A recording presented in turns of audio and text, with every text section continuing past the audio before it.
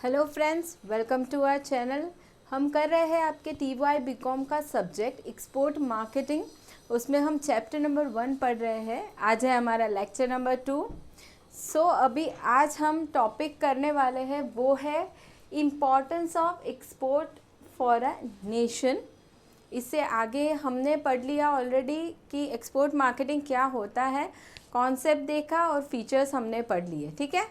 अभी आज हम शुरुआत करते हैं कि नेशन के लिए, किसी भी कंट्री के लिए एक्सपोर्ट करना क्यों ज़रूरी है। ठीक है, वो हम पढ़ते हैं। शुरुआत करते हैं कि exports are important for all countries whether developed or not.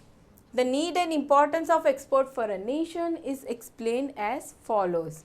ठीक है, कोई भी कंट्री हो, डेवलप्ड हो या नहीं हो डेवलप्ड, सबके लिए एक्सपोर्ट करना ज़रूरी है। क्यों ज़रूरी है वो सारे ही हम पॉइंट्स देखेंगे एक एक करके। यहाँ पे सबसे पहला पॉइंट उन लोगों ने हमें बताया हुआ है वो है फॉरेन एक्सचेंज के बारे में, कि जब भी एक्सपोर्ट किया जाएगा, ठीक है। अभी हम हमारी कंट्री की बात करें, जब भी एक्सपोर्ट किया जाएगा, एक हमारी करेंसी है और एक जहाँ पे हम एक्सपोर्ट कर रहे हैं उस कंट्री की करेंसी है। ठीक है।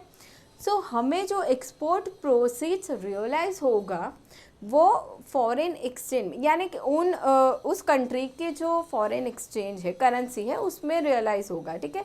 जो करेंसी डोमिनेट करती है उस पे उसका मतलब उसमें ही सेल होता है। अभी वहाँ से जो हमें प्रोसीड्स रियलाइज़ होंगे, वो प्रोसीड्स या वो करेंसी हम क्या कर सकते हैं, काफ़ी सारी चीज़ों में हमारी कंट्री यूज़ कर सकती है। जैसे कि यहाँ पे दिया गया है कि भाई import of consumer goods, import of raw material, spares, components, import of capital goods and technology, servicing of external debts. ठीक है। तो हमारी कंट्री के लिए फॉरेन एक्सचेंज बहुत ज़रूरी है। क्यों ज़रूरी है? ये सारी ही चीज़ें हमारी कंट्री में लाने के लिए, हमारी कंट्री को भी ग्रो करना है, डेवलप होना है आगे। ठीक है। ये सारी चीज़ें ज़रूरी है, किसी और कंट्री से लाना भी ज़रूरी है। अभी वो लाने के लिए वहाँ हमें उन्हें पैसे देने पड़ेंगे। ठीक है, फॉरेन एक्सचेंज देना पड़ेगा। अब वो देने के लिए आएगा कहाँ से? जब भी हमारी कंट्री से एक्सपोर्ट होगा, रियलाइज़ होगा, ठीक है, फॉरेन एक्सचेंज रियलाइज़ होगा, तभी हम इंपोर्ट जो किया है उसके पैसे हम पे कर पाएंगे। सबसे पहला इम्पॉर्टेंस यही है कि भाई एक्सपोर्ट करने से क्या होता है, फॉरेन एक्सचेंज हम अर्न कर सकते हैं और हमारी कंट्री को काफ़ी सारा फ़ायदा होता है। ये रहा हमारा सबसे first importance. Now next is international relations. ठीक है, इंटरनेशनल रिलेशंस। अभी लोकली अगर हम बात करें कि चलो विदिन हमारे कंट्री ही बिजनेसेस हो रहे हैं, ठीक है, एक स्टेट से दूसरे स्टेट में या एक एरिया से दूसरे एरिया में, क्या होता है कि वो दोनों ही बिजनेसेस के रिलेशंस अच्छे होते हैं। ठीक है। वैसे ही अगर हम कंट्रीज़ की बात करें कि भाई एक से ज़्यादा कंट्रीज़ में एक्सपोर्ट किया जा रहा है, इंपोर्ट हो रहा है, क्या हो रहा है, वो कंट्रीज़ के बीच में रिलेशंस अच्छे हो रहे हैं। ठीक है, वहाँ की गवर्नमेंट के बीच में रिलेशंस अच्छे होंगे। ठीक है। इससे काफ़ी सारे फ़ायदे होंगे नेशन के लिए। वो कैसे हो सकते हैं कि देखिए, exports helps to develop international ties with importing countries due to the following reasons.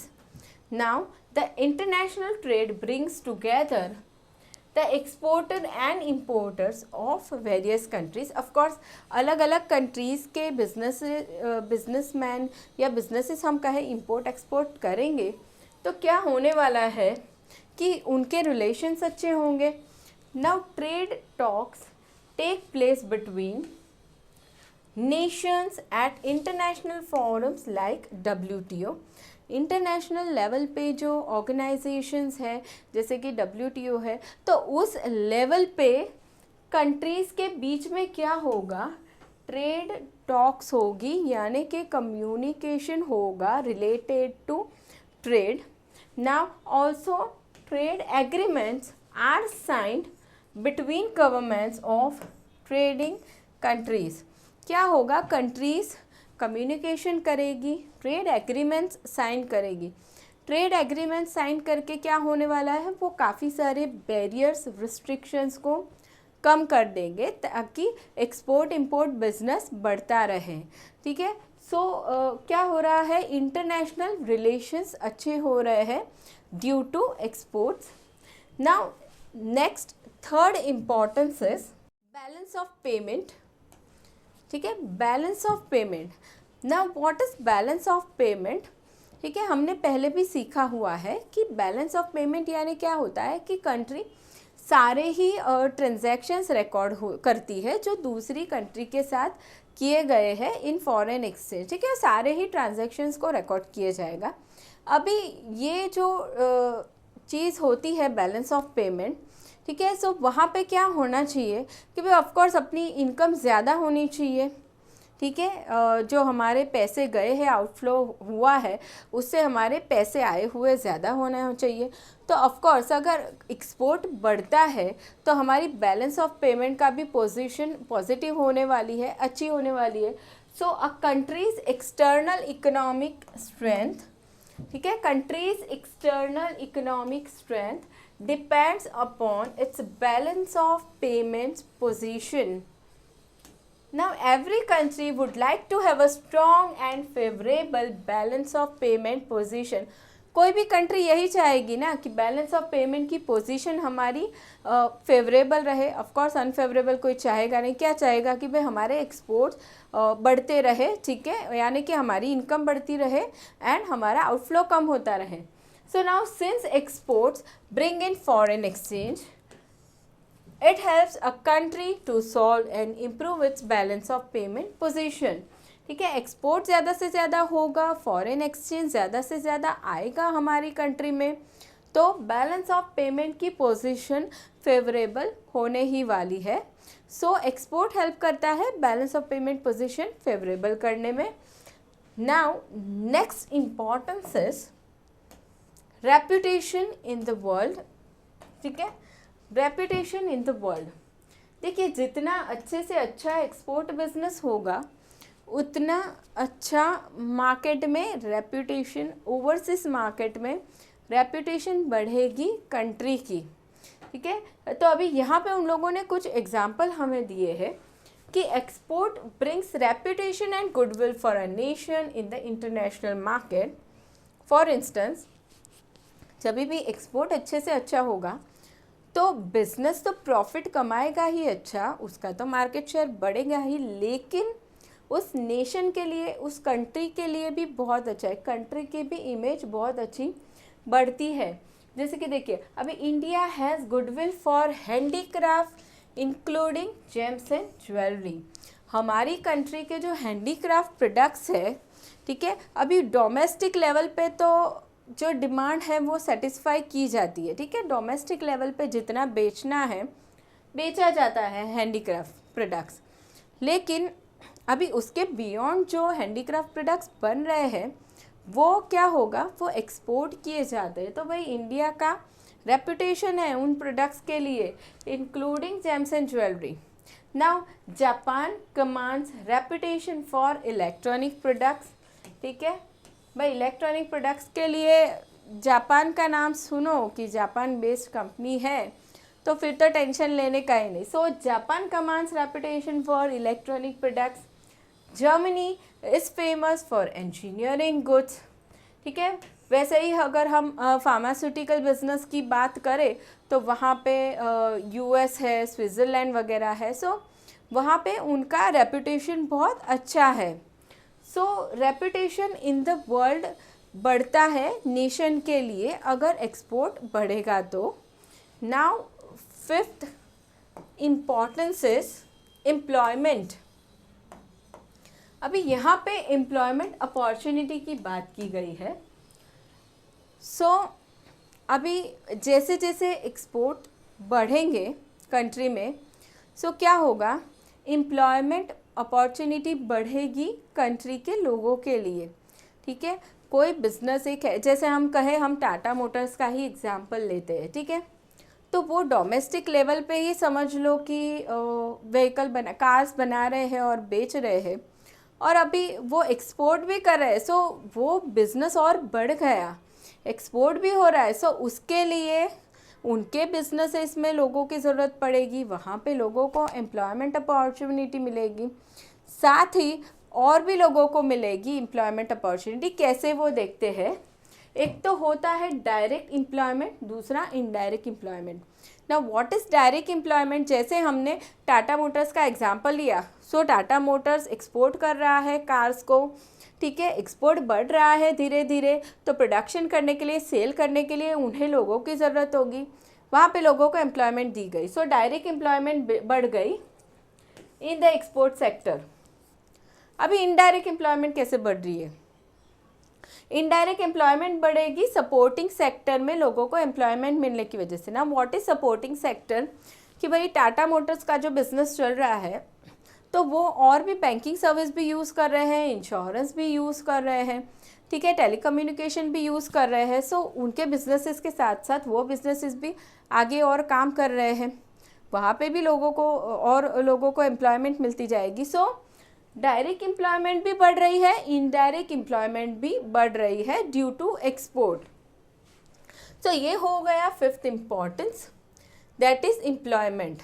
So exports helps to generate employment in the country. Now export facilitates direct employment in the export sector, indirect employment in the supporting sector such as banking, insurance, transport, telecommunication etcetera etcetera, ठीक है। ये main business में तो employment मिलेगा ही मिलेगा, साथ ही जो supporting sector है उनमें भी लोगों को एम्प्लॉयमेंट मिलती रहेगी। सो ओवरऑल एम्प्लॉयमेंट बढ़ रही है एक्सपोर्ट बढ़ने की वजह से। सो अभी ये हो गया employment. Now next one is research and development, ठीक है, research and development. Now in the international markets, the quality of product is of utmost importance. Government encourages and assists exporters to undertake research and development. देखिए, research and development करना बहुत ज़रूरी है। Domestic level पे भी अगर कोई business हो रहा है तो उसमें भी रिसर्च एंड डेवलपमेंट होना बहुत ज़रूरी है। लोकली हम अगर ऐसा कहें कि कोई बिजनेस है, जैसे कोई किराना स्टोर चल रहा है, ठीक है, तो भाई वो भी कॉन्स्टेंटली देखता रहेगा ना कि उसे कौन से प्रोडक्ट में इम्प्रूवमेंट लाना है, ठीक है, कहाँ कहाँ पे चेंजेस करना ज़रूरी है, क्या करे तो उसकी कॉस्ट कम हो जाए, क्या करे तो प्रोडक्ट में इम्प्रूवमेंट हो जाए। तो सोच लो एक्सपोर्ट बिजनेस में रिसर्च एंड डेवलपमेंट कितना कितना ज़रूरी होगा। तो हमारी गवर्नमेंट भी एनकरेज कर रही है एक्सपोर्टर्स को रिसर्च एंड डेवलपमेंट करने के लिए। अभी ये रिसर्च एंड डेवलपमेंट करने से होगा क्या? एक तो रिड्यूसेस कॉस्ट। अभी R&D से हमारे दिमाग में एक ही चीज़ आती है कि नया प्रोडक्ट डेवलप होता है, ठीक है, नया प्रोडक्ट तो आता है, R&D से हम ना नहीं बोलते, नया प्रोडक्ट आता है, नए फीचर आते हैं, लेकिन कॉस्ट भी रिड्यूस हो सकती है, उसे भी हम R&D कह सकते हैं, ठीक है, कि बिजनेस की कॉस्ट रिड्यूस हो गई, reduces cost. Improve quality of the existing product की क्वालिटी बढ़ गई, सो वो भी R&D हो सकता है। डेवलप्स न्यू प्रोडक्ट, ठीक है। सो एक्सपोर्ट बिजनेस में भी R&D करना बहुत ज़रूरी है, नहीं तो लोकल में तो ज़रूरी है ही है। अगर एक्सपोर्ट मार्केट में, ओवरसीज मार्केट में R&D नहीं किया गया तो फिर बिज़नेस का वहाँ पे टिकना बहुत मुश्किल है। ऑलरेडी हमने देखा था कि डोमिनेंस कितना है MNCs का ओवरसीज मार्केट में, तो of course R&D is very important. Now the fruits of R&D benefits the customer not only in overseas market but also in the domestic market। यानी कि एक्सपोर्ट करने के लिए अगर कोई ओवरसीज मार्केट के लिए कोई एक्सपोर्टर अगर R&D कर रहा है तो उसका फ़ायदा वहाँ पे तो मिलेगा ही मिलेगा, साथ ही डोमेस्टिक मार्केट में डोमेस्टिक कस्टमर्स को भी उसका फ़ायदा मिलेगा। ठीक है, अभी नेक्स्ट इम्पॉर्टेंस देखते हैं, that is regional development. Regional development export करने से क्या होता है, एक्सपोर्ट फैसिलिटेट रीजनल डेवलपमेंट। ठीक है, जैसे हमने अभी देखा कि ऊपर कि हमारा इंडिया जो है उसकी रेपुटेशन है हैंडीक्राफ्ट प्रोडक्ट में, इंक्लूडिंग जेम्स एंड ज्वेलरी। ठीक है, सो अभी ये जो हैंडीक्राफ्ट प्रोडक्ट्स वगैरह है वो मोस्टली कहाँ बनेंगे, विलेज एरियाज़ में, रूरल एरियाज़ में। ठीक है, वहाँ पे बनेंगे जहाँ पे स्मॉल स्केल इंडस्ट्रीज़ वगैरह है। सो क्या हो रहा है, वहाँ के लोग जो प्रोडक्ट बना रहे हैं वो एक्सपोर्ट हो रहा है, एक्सपोर्ट होने की वजह से उनकी इनकम बढ़ रही है, इनकम बढ़ेगी, परचेसिंग पावर बढ़ेगा, स्टैंडर्ड ऑफ लिविंग बढ़ेगा, एंड उसकी वजह से क्या होता है, रीजनल डेवलपमेंट आता है। So export facilitate regional development. For instance, about 33% of India's export are from small scale sector। देखिए 33% जितना एक्सपोर्ट तो स्मॉल स्केल सेक्टर से ही हो रहा है। हैंडीक्राफ्ट प्रोडक्ट है, एग्रीकल्चरल प्रोडक्ट है, मरीन प्रोडक्ट्स है। ठीक है, सारी प्रोडक्ट्स एक्सपोर्ट होते हैं। So the small units are located throughout India. For instance, in India, the maximum number of small units is located in the industrial backward state of Uttar Pradesh. Therefore, export sector contributes towards regional development of a nation. So, export बढ़ने की वजह से क्या होता है, regional development आता है country में। So, ये रहा 7th importance. Now, next one is optimum use of resources. Optimum use of resources, जब किसी भी बिजनेस की हम बात करेंगे, सो बिजनेस में फिजिकल रिसोर्सेज होंगे, जैसे मटेरियल, मशीन, ठीक है, रॉ मटेरियल और भी चीज़ें हो सकती है। कैपिटल रिसोर्सेज होंगे, मैन पावर होगा, एम्प्लॉयज़ होंगे, लेबर्स है। सो अभी जब भी हम एक्सपोर्ट करते हैं सो इनका मैक्सिमम यूज़ होता है, ऑप्टिमम यूज़ होता है। ठीक है, कोई बिजनेस है डोमेस्टिक लेवल पे वो प्रोडक्ट बेच रहा है, जैसे हमने ज्वेलरी का एग्जांपल हम लेते हैं। ठीक है, डोमेस्टिक लेवल पे कोई इंसान ज्वेलरी बना के बेच रहा है। नाउ अभी उसे ऐसे लगता है कि और भी वो प्रोडक्ट बना सकता है, उसकी कैपेसिटी है और उसके पास रिसोर्सेज है, लेकिन डोमेस्टिक लेवल पे अभी डिमांड ख़त्म हो गई, तो वो एक्सपोर्ट करके और उसकी कैपेसिटी पूरा यूज़ करके क्या कर सकता है, वो पैसे कमा सकता है, हायर रिटर्न वो अर्न कर सकता है। Gulf countries have excess supply of petroleum which is exported there by making optimum use of resources. अभी कंट्री की बात करें तो जैसे गल्फ कंट्रीज़ का उन लोगों ने एग्जाम्पल दिया है, तो उनके पास सप्लाई ऑफ पेट्रोलियम बहुत ज़्यादा है, उनकी लोकल डिमांड सेटिस्फाई कर ले उसके भी बियॉन्ड है। सो वो क्या कर रहे हैं, वो एक्सपोर्ट कर रहे हैं। सो ऑप्टिमम यूज़ ऑफ रिसोर्सेज हो रहा है। ठीक है, जैसे हम अभी हमारी कंट्री की बात करें तो हमारी कंट्री से कोल एक्सपोर्ट होता है। सो लोकल डिमांड सेटिस्फाई करने के बाद भी अगर एक्सेस रिसोर्सेज है तो हम उसका ऑप्टिमम यूज़ कर सकते हैं एक्सपोर्ट करके। सो ये हो गया हमारा 8th importance for nation, optimum use of resources. Now next one is standard of living. Standard of living, तब एक्सपोर्ट करने से कंट्री का स्टैंडर्ड ऑफ लिविंग इंक्रीज होगा। अभी हमने आगे के पॉइंट में ही देखा कि भाई अप्रॉक्स 33% जितना एक्सपोर्ट तो कहाँ से हो रहा है, स्मॉल स्केल सेक्टर से हो रहा है। सो क्या हो रहा है, एक्सपोर्ट होगा वहाँ से। सो उस एरिया में लोगों की इनकम बढ़ रही है, इनकम बढ़ने की वजह से क्या हो रहा है, परचेसिंग पावर बढ़ेगा, परचेसिंग पावर बढ़ रहा है, वो लोग अच्छी अच्छी चीज़ें ले पाएंगे, ख़रीद पाएंगे, यूज़ कर पाएंगे। सो क्या हो रहा है, उसकी वजह से स्टैंडर्ड ऑफ लिविंग बढ़ेगा। ठीक है, और जैसे कि और हम एग्जांपल लेते हैं रिलायंस इंडस्ट्रीज़ का। ठीक है, वो भी काफ़ी सारे प्रोडक्ट्स एक्सपोर्ट कर रही है। सो क्या होगा, अभी वहाँ पे भी एक्सपोर्ट की वजह से वहाँ पे लोगों को एम्प्लॉयमेंट मिलेगी, वहाँ पे एम्प्लॉयमेंट मिलने की भी वजह से उनका इनकम बढ़ेगी, उनका परचेसिंग पावर बढ़ेगा, स्टैंडर्ड ऑफ लिविंग इंक्रीज़ होगा। सो अल्टीमेटली क्या हो रहा है, एक्सपोर्ट हेल्प कर रहा है लोगों को, कंट्री के लोगों को स्टैंडर्ड ऑफ लिविंग इंक्रीज़ करने में। So export increases demand which leads to higher production and distribution. Now increase in production and distribution generates more employment. ठीक है, जैसे अभी हमने रिलायंस इंडस्ट्रीज़ का एग्जांपल देखा कि वहाँ पे एक्सपोर्ट बढ़ने की वजह से क्या हो रहा है, लोगों को एम्प्लॉयमेंट मिल रही है। So increase in employment leads to higher purchasing power with the people. Now therefore people can enjoy new and better products which improves standard of living.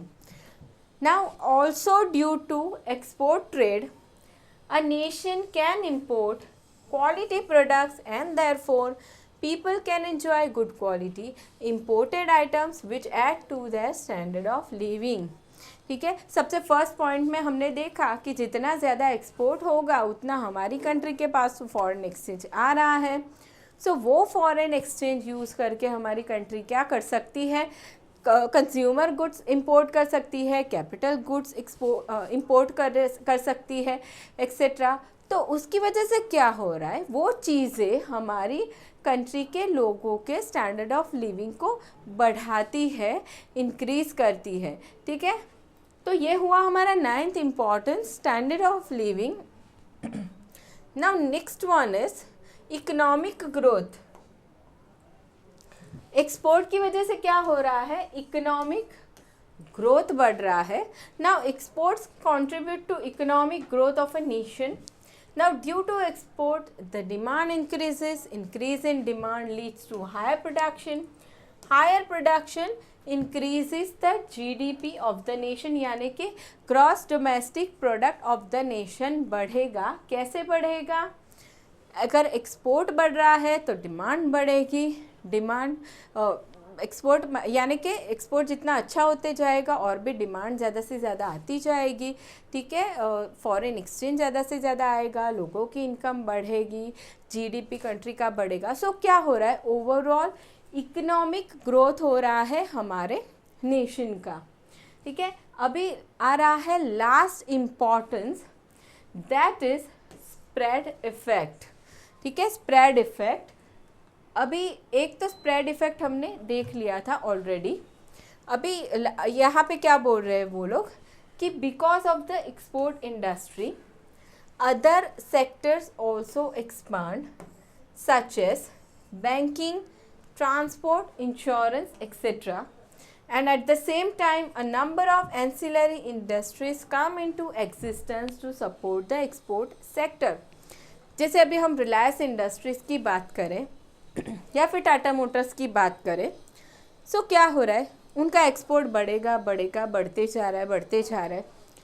सो उनका खुद का बिजनेस तो बढ़ ही रहा है, साथ ही क्या होगा, वो बिजनेस बैंकिंग की सर्विस ले रहा है, टेलीकम्युनिकेशन भी यूज़ कर रहा है, इंश्योरेंस सर्विस भी यूज़ करेगा, ट्रांसपोर्ट भी यूज़ करेगा। सो उनके साथ साथ ये सारे बिजनेसेस भी बढ़ रहे हैं, वहाँ पे भी लोगों को एम्प्लॉयमेंट मिलती जाएगी, वहाँ पे भी फ़ायदा हो रहा है। सो एक बढ़ने की वजह से दूसरा भी आगे आ रहा है। सो स्प्रेड इफ़ेक्ट कहा गया है यहाँ पे। सो ये क्या हो गया, ये बहुत बड़ा एक फ़ायदा है हमारी कंट्री के लिए, हमारे नेशन के लिए। सो यहाँ पे हमने एक्सपोर्ट का इम्पोर्टेंस देखा फॉर नेशन। ठीक है, फॉर नेशन क्या क्या क्यों ज़रूरी है एक्सपोर्ट होना। नाउ अभी नेक्स्ट टॉपिक है importance of export for a firm, यानी कि जो बिजनेसेस या जो ऑर्गेनाइजेशन एक्सपोर्ट कर रहे हैं उनके लिए क्या फ़ायदा है एक्सपोर्ट करने का, वो हम करेंगे नेक्स्ट सेशन में। तो आज हम यहीं पे लेक्चर क्लोज करेंगे, मिलते हैं नेक्स्ट लेक्चर में। Thank you everyone.